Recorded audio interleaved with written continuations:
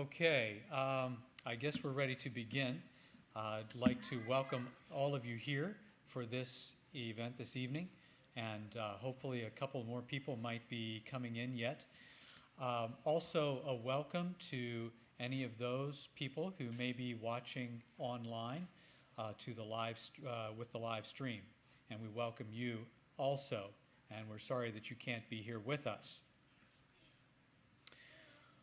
My name is Kenton Yoder. I am the secretary of the executive committee, and I will be moderating this evening. And it's a pleasure to have you all here. I'm really excited about the topics that are going to be presented this evening. I think that you will enjoy them very much. Before we begin with those topics, I was thinking that there is a group of people that have probably done better than Mennonites and better than Amish people at preserving their heritage. And those people would be the Jews, the followers, the descendants of Israel. And in Deuteronomy chapter 6, verse 20, when your son asks you in time to come, what is the meaning of the testimonies and the statutes and the rules that the Lord our God has commanded you? Then you shall say to your son, we were Pharaoh's slaves in Egypt, and the Lord brought us out of Egypt with a mighty hand. And the Lord showed signs and wonders, great and grievous, against Egypt and against Pharaoh and all his household, before our eyes. And he brought us out from there, that he might bring us in and give us the land that he swore to give to our fathers. And the Lord commanded us to do all these statutes, to fear the Lord our God, for our good always, that he might preserve us alive as we are this day. And it will be righteousness for us if we are careful to do all this commandment before the Lord our God, as he has commanded us. So as Moses was speaking to the Israelites, shortly before they entered the land of Israel, he said, when you enter the land, you need to remember to do the things that God had asked you to do. And if your children come to you and they say, why do we do these things? Then remind them what God has done for you. And I think it's important for us to remember our history. It's important to remember how our parents and our grandparents, our great-grandparents used to live, the experiences that they had. But hopefully we do more than just talk about the things that we do. Hopefully we point our children and our grandchildren back to what God has done for us. Our grandparents, our great-grandparents, they lived in a land where they were severely persecuted for trying to follow the Lord. The Lord did a great thing. He brought us to this land where we've been blessed with peace and plenty. And even in this land, our forefathers worked hard to go to a wilderness land and to settle it and to bring a place and a community where we can worship God the way we want to worship God. And so I hope it's more than just, this is the thing that we do. This is the way that we live. These are customs that we have. This is a culture that we have. But hopefully it's grounded in our faith and in our worship of the Lord. And that we pass that on to our children and grandchildren, not just the interesting history, if that makes sense. And in thinking about that, I would like for us to sing the song, Great is Thy Faithfulness.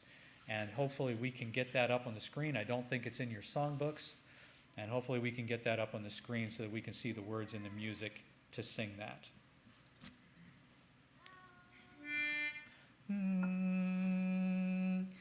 Great is thy faithfulness, O God my Father.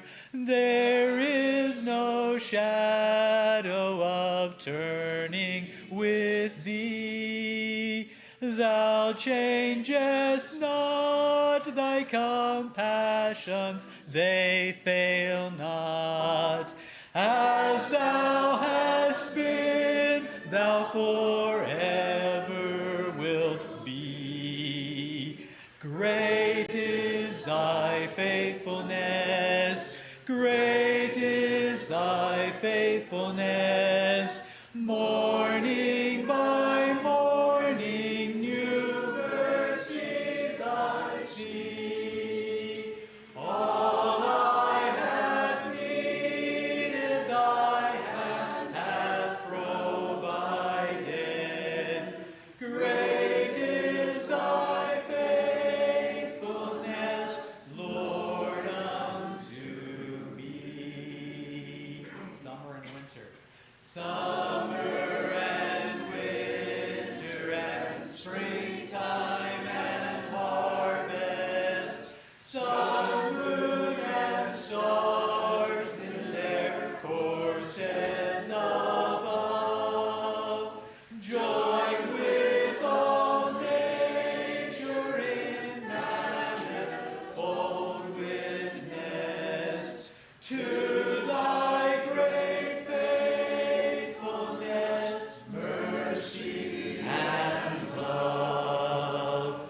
Great is thy faithfulness, great is thy faithfulness.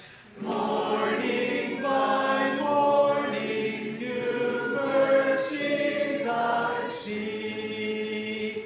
All I have needed, thy hand hath provided.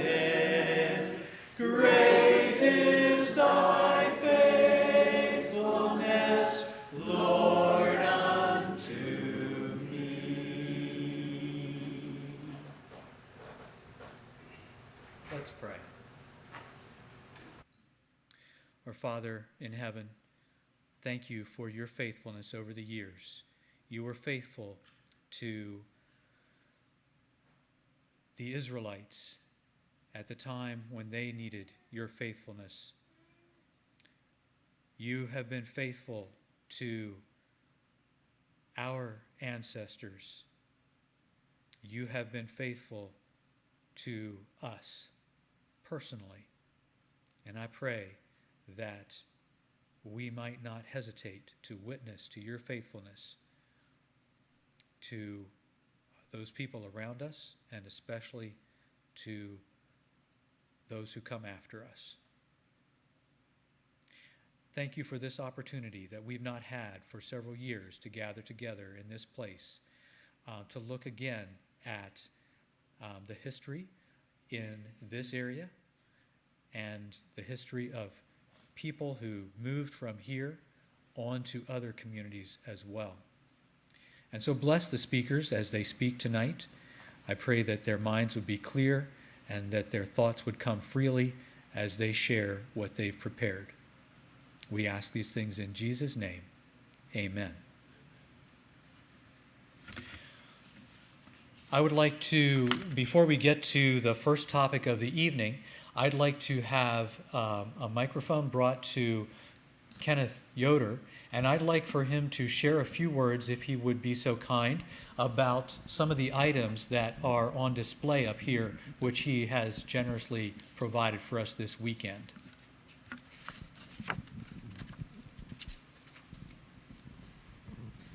Okay. I kind of feel I'm running ahead of this because there is a committee responsible for planning next year's program already. And 3 of the items up there fit better into next year than to this year. But I'll be glad to share them. The item on the left, which is give it to me, which is a small table, and on that table on the drawer side, it's written Catherine Yutzi, 1855. And immediately you wonder, who was this Catherine Yutzi? Well, she was the wife of Solomon D. Yoder. And Solomon D. Yoder happened to be my great-grandfather. So next year we will learn more about that. And right on top of that table, there's a basket with handles on it and a lid, and it's shaped nice. And I just happened to run into it in a yard sale in Harrisburg. The price on it was $20, and I decided, well, I need to take that home with me. And different people would have liked to have it for their sewing basket. Now, in the middle of the wall back there is a headboard, and that's a headboard for a rope bed. And underneath you see the pegs, and that was stored in our attic for I don't know how long, but I think it was probably there since Joel Miller. Magdalena Falk is the writing on there, and the date is 1852, and the writing on there is, you wonder who was Magdalena Falk. Well, she turns out to be many of our Miller ancestors, and she lived there with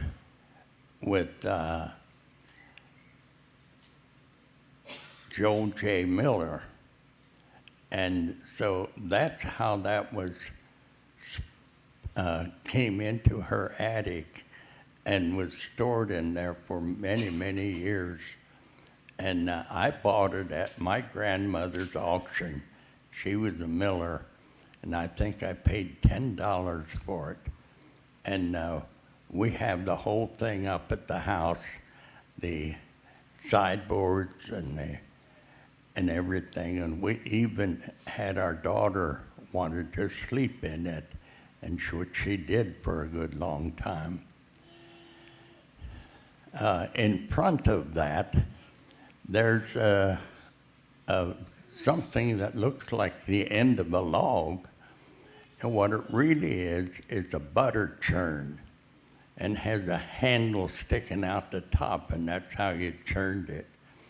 I was at an antique auction, and I saw that, and I thought, well, that's interesting. I need to take it home with me. So I paid $200 for it, and that's all I know about it.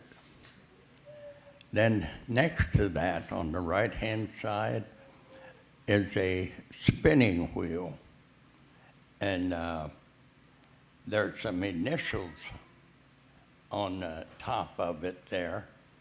And the initials are E.J. Miller, 1863. And I think that's, I'm not sure how many ancestors it is here, but he was what was he now? I can't say it off right. Maybe a son of Benedict Miller? Or am I wrong again?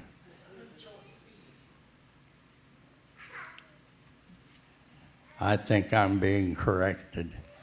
Somebody in the audience said the son of Joel B. The son of Joel B. Miller. Okay. Very good. There's so many Joel B's and Joel J's and other Joels and other Millers. I have to work to keep them straightened up. Now, I'm taking permission from this, but I would like Lowell to give us permission to tell us by next year what all those dates mean that are on this early furniture. Is it the date it was made? Is the date of the man who made it? Or is it a gift to someone and maybe a birthday or something?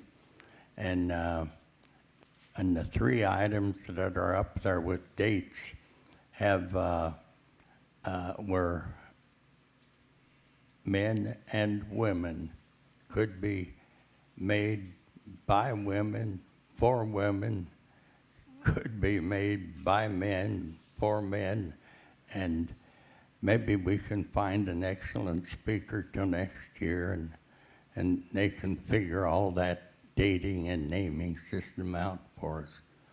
So I think that's about all I have to say. That was kind of a surprise to get it that quick. Well, thank you very much, Kenneth. Appreciate that. It's hard for me to believe that those little knobs on the headstand or the headboard there would be strong enough that you could tighten a rope on there well enough to make yourself a bed, but they seem to have survived the experience. You said your daughter or your granddaughter slept with that? Your daughter for many years. Okay. Did they put ropes on there for a rope bed, or did they? Okay. Fine.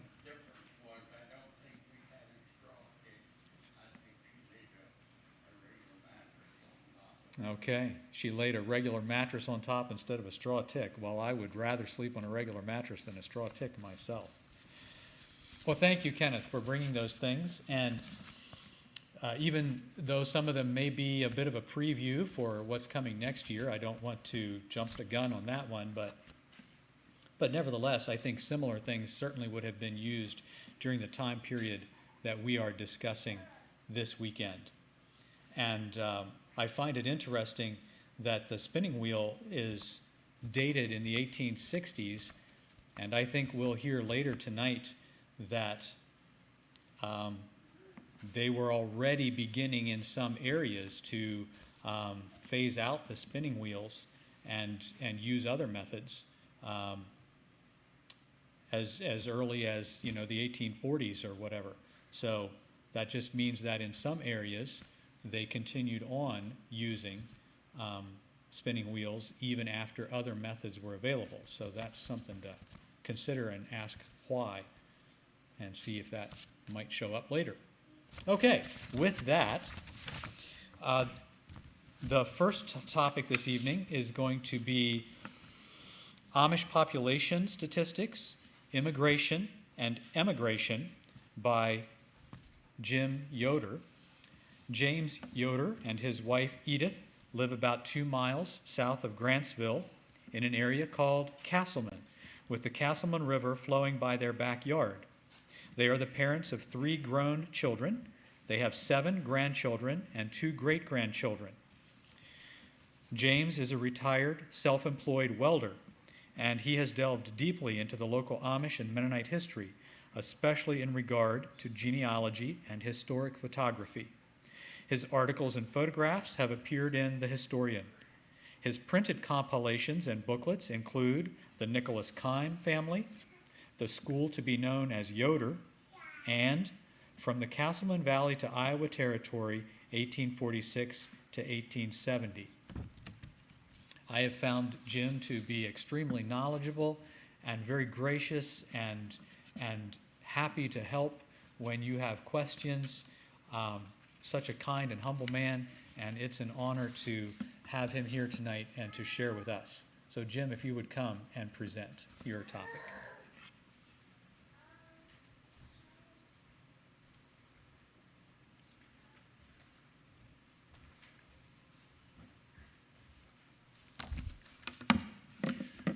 Scott, could we dim the center lights just a bit? Thank you. Well, good evening. It's good to see all of you here.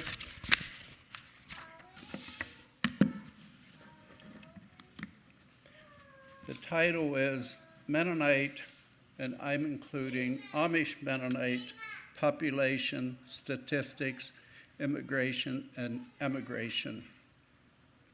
In this time period of 1825 to 1850, our ancestors were known as Amish Mennonite.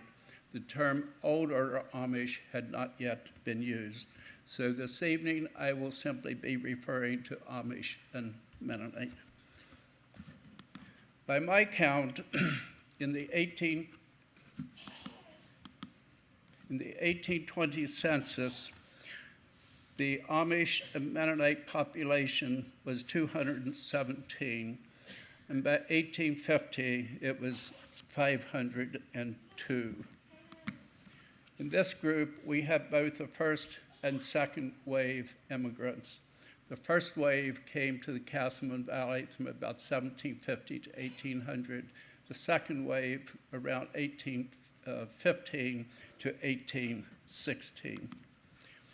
The first wave came primarily from Berks County, Pennsylvania, and Carroll County, Maryland.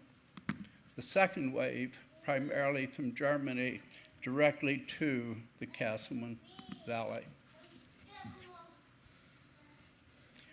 In all, by my count, there were 132 Amish and Mennonite families lived in the Casselman Valley in this time period.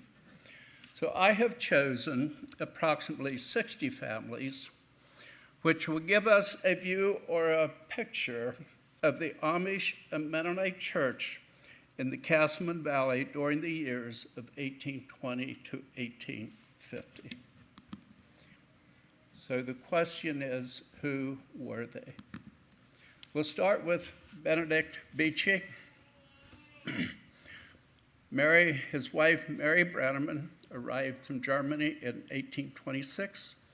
They lived in the Route Beachy Road area, several miles south of Grantsville, and these stones can be seen just outside these doors. Next, Christian Beachy and Mary Summe. They lived about 1 mile south of Grantsville, what we would know as the Guy Stanton Farm. Elias Beachy and Barbara Yoder lived on Chestnut Ridge Road, about 1 mile south of Hilltop. If you pull out of Katie's ice cream parking lot, turn left, and soon you will come to this farm. While living here, Barbara died in 1864, and she's buried on the hilltop above the farm buildings. This picture was taken from near her gravestone. After her death, Elias then moved the family to Ohio, and there Sarah married Noah Mast at Walnut Creek, Ohio. They were the parents of Dan Mast, grandfather of Delvin Mast, who is president of the Casselman Historians. Noah Mast's grandfather, Jacob Mast, grew up on Mount Davis and moved his family from the Casselman Valley to Ohio in 1812. And I give this illustration to show you how interwoven so many Amish and Mennonites are throughout the United States, and why so many have roots, ancestors who at one time lived in the Casselman Valley. Joe Beachy lived about a quarter of a mile north of here on Dorsey Hotel Road. The cemetery on their farm where they are buried. And Joe Beachy was also a bishop, but not in this time period. In 1864, Joe Beachy and Mose Yoder went to Illinois looking for land, and they decided on Arthur. The following year, then Mose Beachy and two other families moved them here to Arthur. That was the beginning of the Arthur Amish settlement. Strong John Beachy, he first lived on Ash Hill Road near Springs, then moved south of Bittinger, several miles south of Bittinger on Rock Lodge Road. And just to the right of the barn, you'll find the cemetery where he is buried. I should have mentioned part of the farm was built by Strong John Beachy. Jacob Brown wrote of Strong John Beachy, and I quote, "He was a man of great stature and enormous physical strength. He had the power of an ordinary horse. Once when a young man, he was down east driving cattle with his plain, unique garb on. There he met a conceited fellow who boasted he could down any man who ever came from the mountains. A challenge for a wrestle came to the quiet mountain ear. Being a long way from home, the Amish faith slackened a little, and the banter was accepted. And in no time, a pair of heels were dangling in the air, but not those worn by Beachy."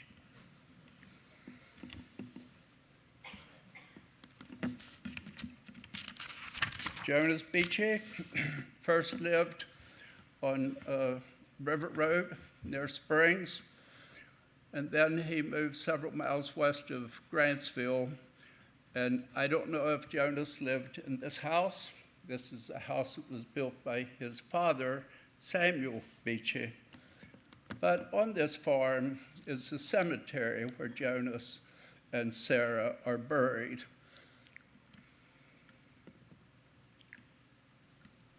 And Jonas Beachy followed Benedict Miller as bishop. Peter Beachy II and his wife Barbara, they arrived here from Carroll County, Maryland in 1780. In the application, when he applied to have his land surveyed, the application states that he first improved that land in 1780. This farm is on Jersey Dairy Road near Springs, and two sons and one son-in-law were bishop. Peter Beachy III lived on Niverton Road, and his wife, Barbara Hirschberger. This is a log house they lived in, and they had 13 children. This is a cemetery where I found a stone for Barbara, and the inset is Barbara's stone, but I couldn't find one for Peter Beachy III. I assume he's buried here as well. Elizabeth Bender, maiden name Baumann, came from Germany in 1842 with 4 sons. In the 1850 census, she is living with her son Christian near Lichtenberg, PA. However, she's buried in the Beachy Miller Cemetery near Springs. Joseph Bender and Magdalena Schwarzentrubler. She was a sister to Bishop Jacob Schwarzentrubler of Iowa.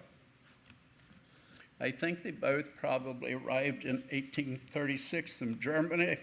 They lived on Shade Hollow Road near Springs.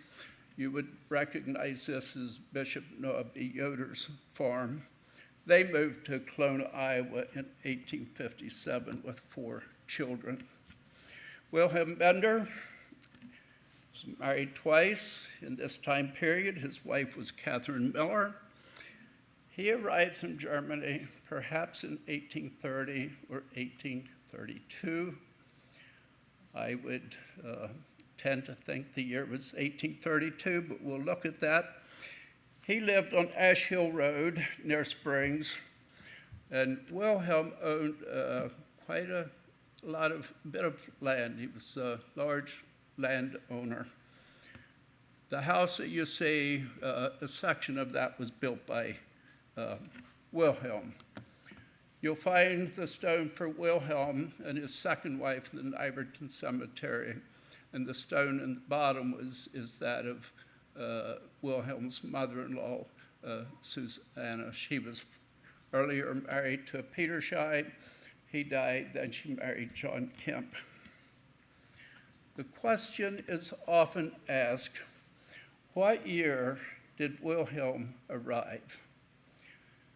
I found some things at the courthouse in Somerset that I would like to share with you.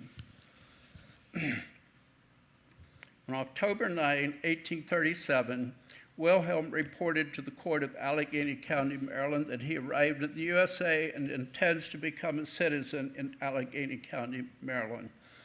Wilhelm stated he has resided within the limits and under the jurisdiction of the United States for 5 years last past, and upmost of 1 year last past in the state of Pennsylvania. On October 12, 1840, the 1837 statement was certified. Was certified in the state of Pennsylvania, Somerset County. It states, Jacob Keim and Jacob Livingood, 2 citizens of the United States being duly affirmed according to law, say they are well acquainted with the within named William Bender, and that to their certain knowledge, he has resided within the limits and under the jurisdiction of the United States for 5 years and upmost of 1 year last past within the state of Pennsylvania. This would suggest he came in 1832. Daniel Branneman and Maria Bender, they arrived from Germany in 1826 with 8 children. This was the largest ship to immigrate among the second wave, the largest family. They first lived in Berlin, Pennsylvania, and then moved to Lower New Germany Road in New Germany. Daniel didn't own this farm, but Daniel's son Jacob did, and he bought this from Bishop Benedict Miller. By 1860, Jacob had moved his large family south of Biddingham, Maryland, and moving with him was his mother, Maria. Here you have Corby Graber is examining Maria's stone. According to the stone, she died August 25, 1860. Daniel Branneman Jr. and his wife, Susanna Beachy, a daughter of Bishop Jonas Beachy. They first lived on the Peter Beachy II farm, but then they soon moved to Biddinger on Foxtown Road. The elderly gentleman in the center is Daniel Branneman. To his left, his daughter Mary, and to his right, Pete Opal. So this is primarily a Pete Opal family picture. George Falk Sr. arrived about 1785. They lived on Shoemaker Hill Road near Springs. This family was buried in a farm cemetery, but in more recent years, the stones were moved to the Springs Mennonite Cemetery. There were 3 generations of this Falk lived on this farm. First George Sr., then his son Jacob, and then Jacob's son John. On January 1, 1837, on a bitterly cold night, while Jacob and Elizabeth Falk were living on this farm, their cabin burned to the ground and 2 family members died in the fire. George Falk Jr., this farm is on Springs Road, right next to the Crossroads School. And the inset is the gravestone for George Falk Jr. The cemetery is just below the barn. The farm then went to their son Samuel and his wife Catherine Musser.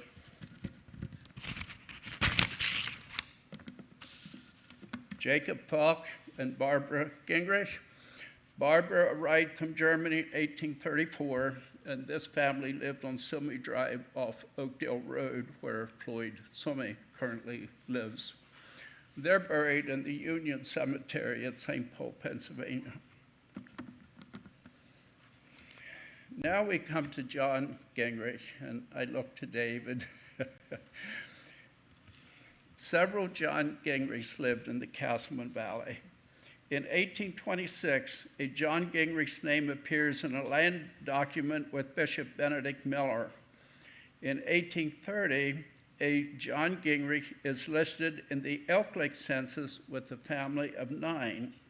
In 1831, a John Gingrich signed his name as deacon along with Bishop Benedict Miller. I have not been able to determine who this John Gingrich was. Was it the same person, or were they 3 different John Gingrichs? Also in 1837, a John Gingrich is listed with the River congregation ministers. And in 1837, a John Gingrich of the Glades wrote a letter. And I think these John Gingrichs can be identified. Daniel Gingrich and Susanna Miller. Daniel Gingrich arrived from Germany in 1833 with his stepfather, Jacob Schwarzentrubler. And they moved to Fairfield County, Ohio by 1840 and on to Johnson County, Iowa in 1846. To the right is Samuel. When he married, he came back to this community and married a daughter of Bishop Joel Beachy. But Susanna, their mother, Susanna, was born on Hare Hollow Road. This was during the years that Benedict Miller owned the Beachy Mass Farms. And Susanna was the first born in the Casselman Valley to live in Johnson County, Iowa. This is a John Nagy farm on Rockdale Road, and he bought this section of the farm from his father, Christian Nagy, and there's a family farm cemetery where they are buried. John then sold the farm to his son, Jacob Nagy, and Veronica Hostetler. He is best known today for Nagy furniture. Several years ago, a Nagy chest sold for in excess of $8,000, and that went to the Illinois Amish Heritage Center. Peter Hirschberger and Anna Beachy lived on Springs Road, and you may notice Mark's harness shop. Peter and his wife are buried in a farm cemetery on their farm.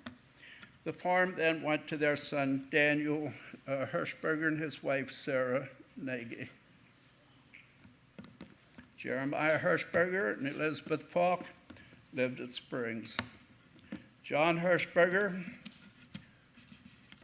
this family lived on Iverton Road, across the road from this Crossroads School. You would recognize this as a Chris Bender farm. And they are buried in a cemetery on their farm. Henry Hostetler lived on Mount Davis Road near Summit Mills. I would remember this as the Spundy Yoder farm, later Herman Schrock, and I think now Isaac Fisher. He moved his family of possibly 12 children to Farmerstown, Ohio, along about 1832. Jonathan Hostetler, son of Henry, he was the first of 19 children that had been born to there was 19 in the family of Henry Hostetler, and Jonathan was the first born. John Hostetler, known as Red John, lived on Mount Davis Road near St. Paul, near Beachy's seed store. And John moved his family to Mount Hope, Ohio in 1834. Their daughter Susanna died on March 4, 1810, and the cause of her death was a mystery for the next 50 years. Nicholas Keim came to this area in 1810 from Davidsville, Pennsylvania, and Nicholas Keim was the father of 24 children, of which 20 grew to adult. They lived on St. Paul Road near the Mountain View Church.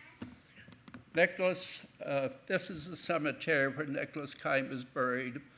This was on the Peter Livingood farm near St. Paul. And there's a group of Amish from New York and Ohio maintain this cemetery and do an excellent job. This is the farm this is still the Nicholas Keim farm, and he sold it to his son John Keim and his wife Barbara Livingood. Jacob Keim, also a son of Nicholas Keim, they lived at St. Paul, PA.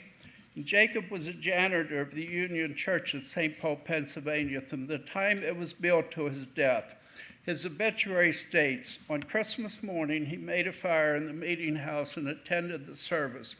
On New Year's Day, his remains were carried to the meeting house. Jacob Kinsinger arrived in 1832 from Germany. Same ship with the Tice family and possibly Wilhelm Bender. The Tice family gives the year of arrival as 1832, the 1833, the Kinsingers 1832. But both mothers gave birth to boys while on this voyage. In the book, Hazel Brush to Cornfields, Katie Yoder Lean states, Jacob Kinsinger and his young wife left Hesse Castle, Germany on May 2, 1832. Now that a century and a half has passed since the birth of these two little ones, it makes less difference that the Tice record shows the year of emigration to have been 1833 and the Kinsingers 1832. Yet, today, it does still make a difference because the year of arrival for Wilhelm Bender has remained somewhat of a mystery all these years. Jacob Kinsinger and his wife, Catherine Beachy, they lived on Springs Hill Road in Springs, and you would recognize this as the Norman Bender farm. Jacob Kinsinger then sold this to his son, and Jacob built a new house on Savage Road, which is now the residence of Carl and Ed and Carl Most. Christian Livingood lived on St. Paul Road near St. Paul. Recently, this was the Bradley Keim farm, and this is the cemetery. This is a Keim Livingood cemetery. The farm buildings are in the back, but the stone nearest to us is that of Nicholas Keim, the small stone. I have read that Christian Livingood built this house in 1830. Peter C. Livingood, son of Christian. He was married twice. He lived on Tub Mill Road at West Salisbury, and he is also buried in the Livingood Keim Cemetery. This is a log house where Peter C. Livingood lived. Now, Peter's third wife was Catherine Aish, who was first married to Nicholas Keim and second to Benedict Miller. In the 1850 census, Lydia and Magdalena, daughters of Bishop Benedict Miller and Catherine Aish, were living in this household. Nicholas Keim had 24 children, Benedict Miller 14, Peter Livingood 9, for a total of 47 children. Of these, I think 41 were still living in 1850. So Catherine was now mother and stepmother of 41 children. Joseph Mast lived on Mount Davis Road in Mount Davis, near the highest point in the state of Pennsylvania, buried in the cemetery on their farm.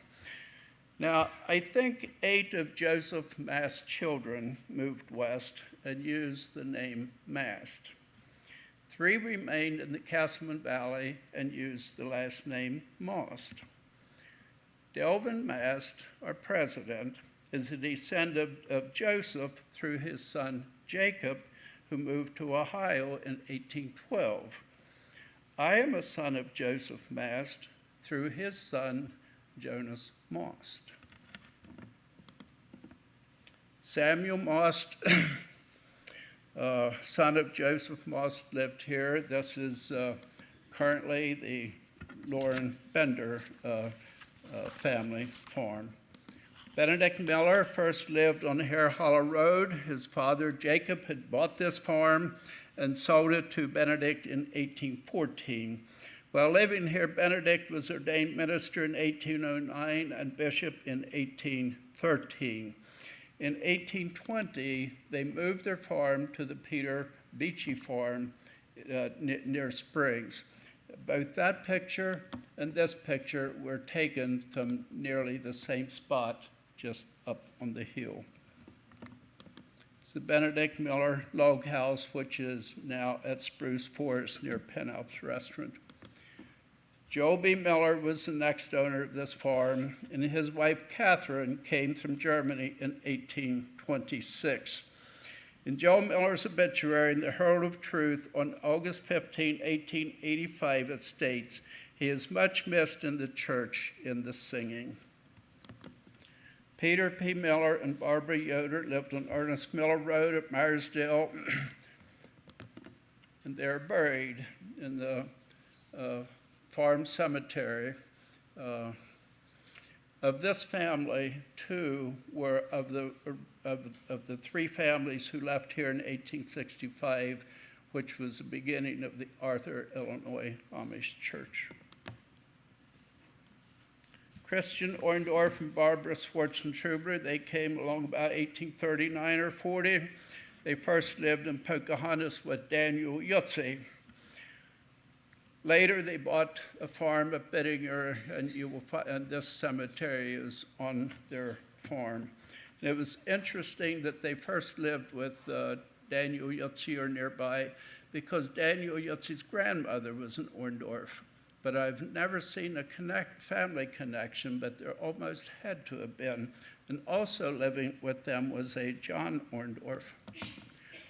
Daniel Otto and his wife Anna Brenneman, or she may have been a Bender, they arrived in 1830 from Germany. They lived on Tice Road just south of Grantsville. They're buried in their farm cemetery, which is now the Casselman Mennonite Cemetery. And their son Christian was with the 3 families who left here in 1865 and went to Arthur, Illinois. And Wilmer Otto is a descendant of this Otto family.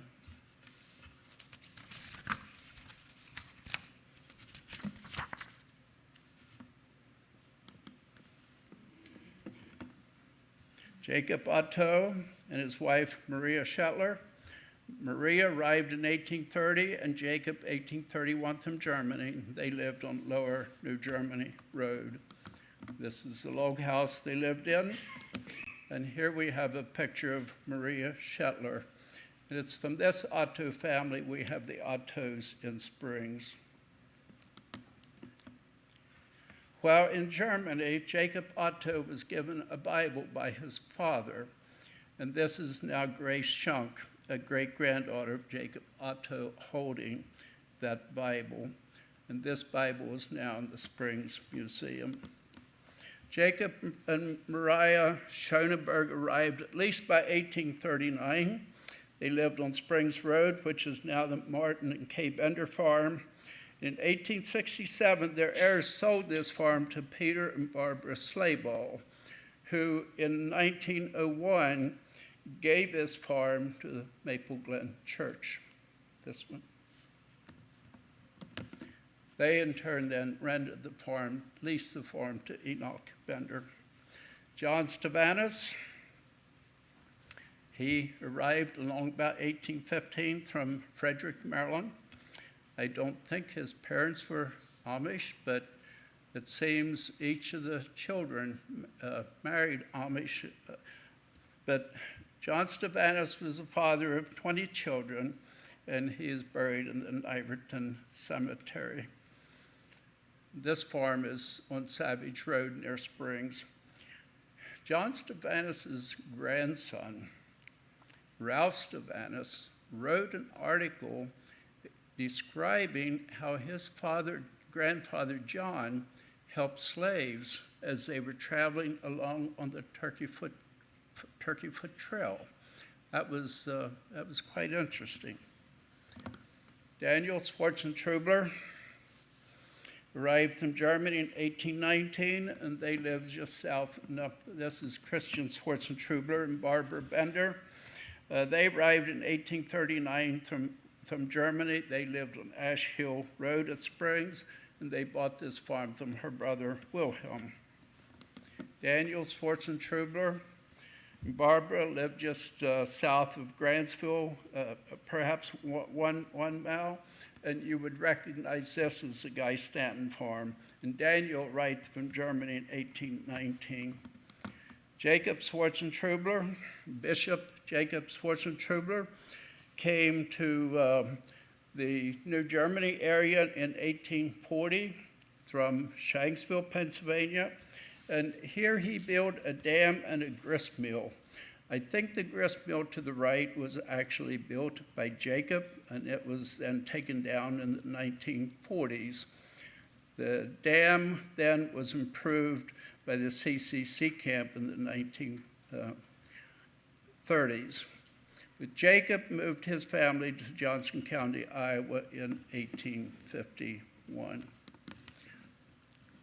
This is Thurman Slayball. I think of Goshen College, visiting the site where his ancestor Jacob Schwarzentrubler lived. This, of course, is the improved New Germany dam. Jacob's son Frederick Schwarzentrubler also came from Shanksville, and they lived in New Germany, Maryland. And I don't know if Jacob lived here, but you see the dam that Jacob had built with the farm buildings right behind it. They also moved to Johnson County, Iowa in 1851. Valentine Tice, they came in either 1832 or 33 from Germany. They lived on Mount Davis Road next to Joseph Mass Farm. At one time, this was a Harvey and Bernie Moss farm, now Dwayne Moss. They moved to Shipshewana, Indiana in the 1860s. Henry Yoder arrived at least by 1786. That is the first year he shows up on the tax list here.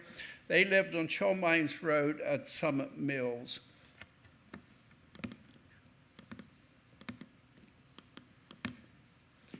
Same picture. Henry then sold the farm to his son, Yost Yoder, who sold it to his son, David Yoder. Here we have 3 generations, Henry, Yost, and David, buried in the Hostetler Yoder Cemetery on Mount Davis Road. The farm is currently owned by Wendell and Darlene Yoder. Moses Yoder and Barbara Miller lived on Mount Davis Road at Summit Mills, currently Wendell and Darlene Yoder Farm, and they moved to Arthur, Illinois in 1865. Isaac Yoder and Mary Beachy lived on Mount Davis Road at Summit Mills, which we would remember as the Paul and Neoma Yoder Farm. And they moved to Ohio along about 1851 with 9 children. Adam Yoder and Mary Miller lived on Mount Davis Road. It's a twin silo farm, and they are buried in the farm cemetery on Cemetery Road. And I have learned today from my friend Leroy that the cemetery was actually a part of the Adam Y. Yoder farm. And for Jane and Phil, Adam then had a son, Elias, who is also buried here. Elias was the father of Mary, who married Enoch Bender. Joseph Yoder, known as Axie Yoder, was the founder of Summit Mills, Pennsylvania. Solomon Yoder, a brother of Axie, lived south of Garrett, between Garrett and Meyersdale. And if you're traveling south from Garrett on 219, if you watch to your right, you'll see a small building, and on it says Yoder's Coaling Station. That was a part of this farm. Solomon actually bought this farm from his father Jacob, who first improved that farm in 1772. This is a cemetery in Pine Hill where Solomon and his second wife are buried. Daniel Yutzi arrived from Germany in 1827. He was married twice to sisters. They arrived in 1826. And they lived in Pocahontas, Pennsylvania. The White House is actually a log house where they lived. The interior of the log house. And this is the memorial at the Yutzi Cemetery. And Daniel Yutzi is involved with laying out the streets in the town of Pocahontas. His brother Jacob Yutzi, his second wife Mary Fowle. Jacob arrived in 1831 from Germany, and he first lived in the St. Paul, PA area, then moved to Gortner, Maryland in 1849. Peter Yutzi lived on River Road near Springs, known as the Vida Bender Farm. And I think Peter is buried in the Beachy Miller Cemetery on the Peter Beachy, the second farm. In 1839, Peter and Elizabeth Yutzi's son Reuben, at age 20, moved to Holmes County, Ohio, and there married Susanna Weaver. Reuben was a farmer and horse trader, but today is primarily known for having been a gunsmith. A gun number and R. Yutzi was inscribed on the barrel of his guns. Last year in October, gun number 491 was sold at public auction for approximately $32,000. A few years ago, one sold for $29,000. Reuben Yutzi had a sister who was married to Solomon D. Yoder. Reuben's sister Barbara is buried on the Joe Yoder farm just about a quarter of a mile from here. Christian Yutzi was the father of Jacob, Daniel, and Peter, and he arrived in 1833 from Germany, and he lived with his sons. While here, Christian wrote letters to his nephew, Christian Yutzi, living in Ohio, and these letters were translated by Neil Ann Stuckey.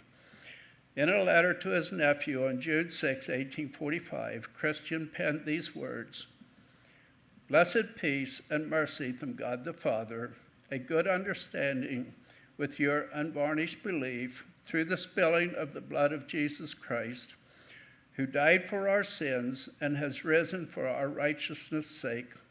I wish all of you, my dear friends in the Lord, and to keep an unwavering faith in the will of God unto the end, with the assistance and help of the Holy Spirit, who can lead all of you to every truth.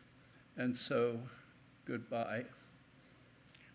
177 years later, his letters still speak to us and gives us an opportunity to know their faith in God.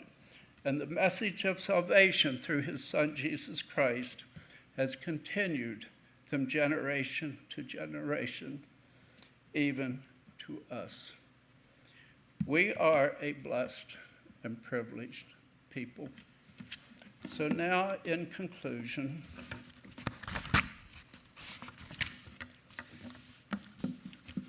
to summarize this, in 1820, the population was 224. 1850, 508, an increase of 284. In 1820, 34 families were living in the Casselman Valley. In 1850, 78 families, an increase of 44 families. In all, 134 families lived in the Casselman Valley. 113 immigrated, and 152 emigrated. 66 weddings, 41 weddings, both partners were from the first wave. 20 weddings, one partner was from the first wave and the other from the second wave. 4 weddings were both from the second wave. So this now concludes my presentation. So perhaps you have a comment or a question. Yes. How did, just a moment, sir, please. Thank you so much. How did we have so many wonderful pictures of the early Amish? First of all, how did the technology find its way to the Cassleman? And secondly, I was under the impression the Amish were camera shy. Yes. The picture I have, several of these pictures were of Mennonites, not Amish. But Daniel Yotze, we have his picture. He died in the 1880s. And when they first begun to take pictures in this community, it was not really shunned that much. But later, they asked them not to have their pictures taken, but some of the earlier ones we do, yes.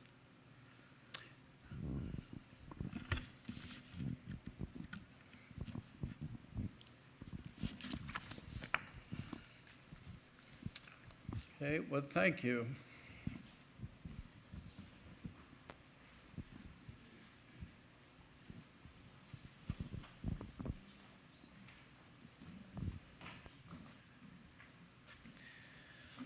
I always think of Somerset County and Garrett County, Maryland as kind of a quiet backwater. And then Jim gets up and talks about all the people who came in and left, and it feels like this was, I don't know, a crossroads of a place that people were funneling in and out of at just a rapid rate. And it always kind of shocks me and surprises me. Thank you so much for that presentation. I enjoyed that very much. We're going to, sorry, okay, thought we had something that needed said there. We're going to take a short break now and try and be back. We're just a little over time because of some of the extra things that we did. But we'll take a 10-minute break here and take a chance to use the restroom or get a drink or whatever you need to do, and try and be back in here promptly for the next topic. Thank you.